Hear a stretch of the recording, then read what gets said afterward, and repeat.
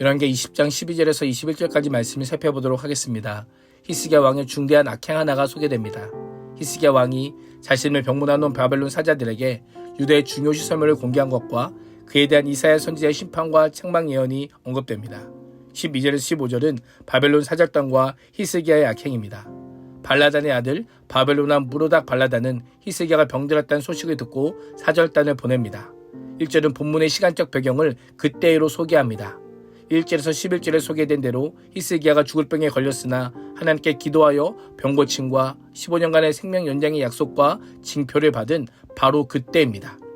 사절단은 히스기야에게 편지와 예물을 전달합니다. 다른 나라의 왕에게 서신과 예물을 보내는 것은 바벨론의 관례적인 외교 정책이었습니다. 본문에는 바벨론 사신들이 히스기야가 병들었기 때문에 병문안을 온 것처럼 묘사하지만 사실은 죽을 병에서 기적적으로 살아났기에 축하하러 온 것입니다. 병행구절인 역대하 32장 31절에 의하면 바벨론 사절단의 방문 목적을 히스기야의 병 회복을 축하할 뿐 아니라 남유대에 일어났던 하나님의 이적에 대해 알고자 함이었다라고 분명하게 밝힙니다.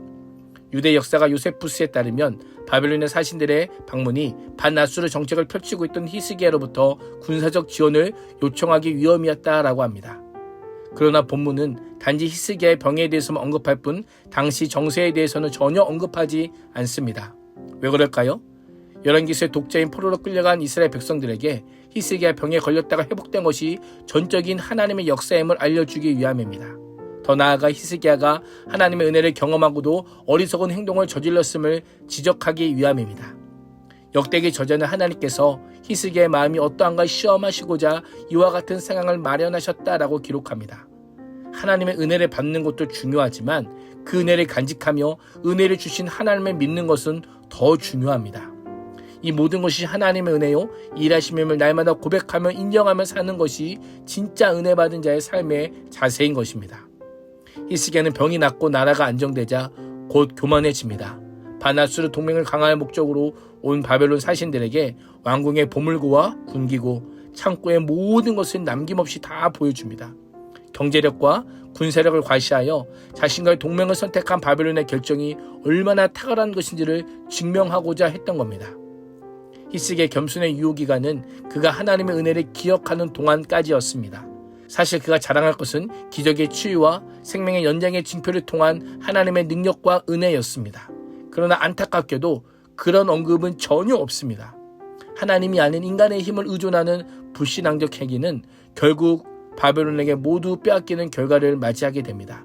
이것이 하나님이 아닌 인간을 의지한 자들의 결국입니다. 우리의 모습은 어떠합니까? 나에게 있어서 하나님의 은혜의 유효 기간은 얼마입니까? 저의 핵심은 하나님께서 계셔야 할 그 자리에 내가 있는 교만인 것입니다. 겸손과 교만은 서로 멀지 않습니다. 은혜를 기억하는 순간이 겸손이요 은혜를 망각하는 순간이 교만입니다. 내가 나를 자랑하는 만큼 하나님은 가리워지고 지워짐을 잊지 말아야 합니다. 16절에서 19절은 히스기야에게 선포된 하나님의 심판입니다. 하나님께서는 이사야 선지를 통해 히스기야에게 심판을 선언하십니다. 첫째, 히스기야의 모든 소유와 선왕들이 오늘까지 쌓아두었던 모든 보물이 바벨론으로 옮겨져 하나도 남지 않을 것이다 라고 합니다. 히스기야가 사절단에게 군과 군기구의 모든 것을 빠짐없이 보여준 행동에 빗댄 예언으로 이 행이 암시된 바벨론에 대한 신뢰와 바벨론과 맺은 동맹이 죄악임을 암시하고 있습니다.